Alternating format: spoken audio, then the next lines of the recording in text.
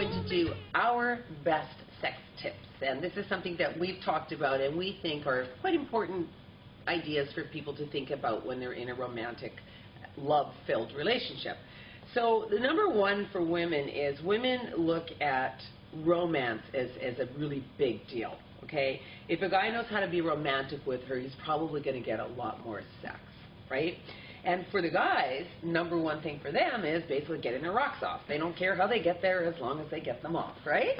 Exactly. Right? Yeah. And another thing that men have told me, and I've experienced myself, is do not forget their nipples. We think it's all about ours, but it's about theirs too. Yeah, they like them.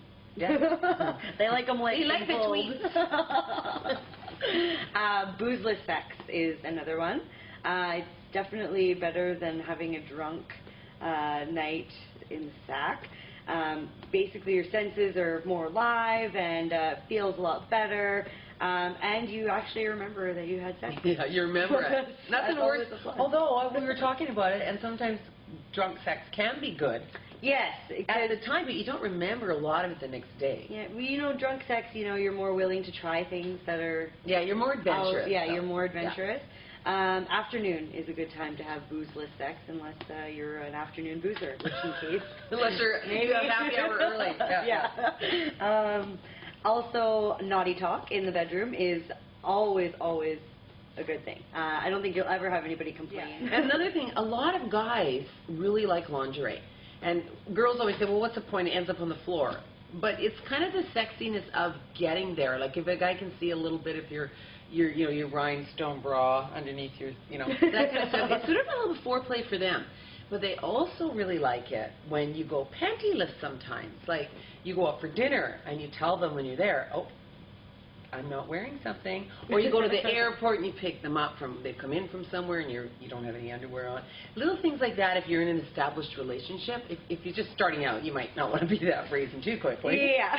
It'll keep them coming back though, right? First date. Yeah. I'm commando right now. Yeah. How do you like me so far? Yeah. We should order Rappies now. Yeah. And men, after you have an orgasm, sex is not over. I know you think it is, and that's sort of a given for most people, but it is not over for a lot of women. And none of this, I'm tired, I need a minute crap. Seriously. What? What, they have their orgasm and then they need a minute? Well, yeah, like, oh, just give me a minute to recover. What?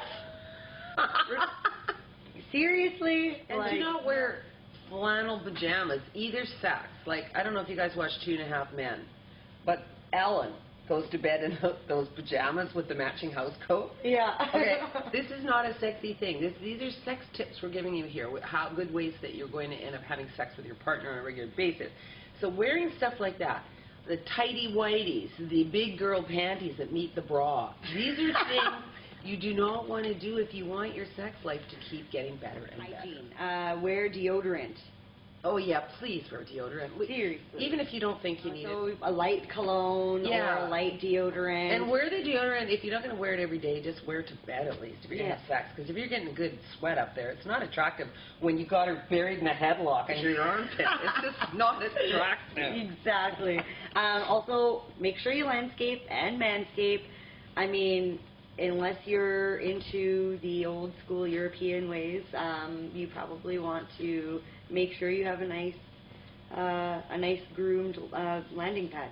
So men really, really love it when a woman is excited when she performs oral sex. Okay, as much as girls, some girls don't like it. If you show your man that you really like it. Also dress sexy. Even when you're not having sex, just when you're at home, just always look decent and always look like you're groomed and you're polished. If you have to wear your sweatpants, at least do your hair and your makeup or something so that when they come home. Yeah. I'm not saying you have to sit there always dolled up, but make an effort to at least smell good and brush your hair. That kind of thing. Those are important to keeping that love and that little zap of sex alive. I'm not sure if you have the same sexual sort of ideas as we do, but we just figure things like sex outside the bedroom and making sure that you compliment each other. Confidence is a really, really big turn on. If you're always complaining about certain things, it's not going to get you wanting to be with that partner sexually or romantically. And guys, I know you'd rather just have the sex, but be a little romantic once in a while. Yeah. A little bit. A little bit. Put down the remote control.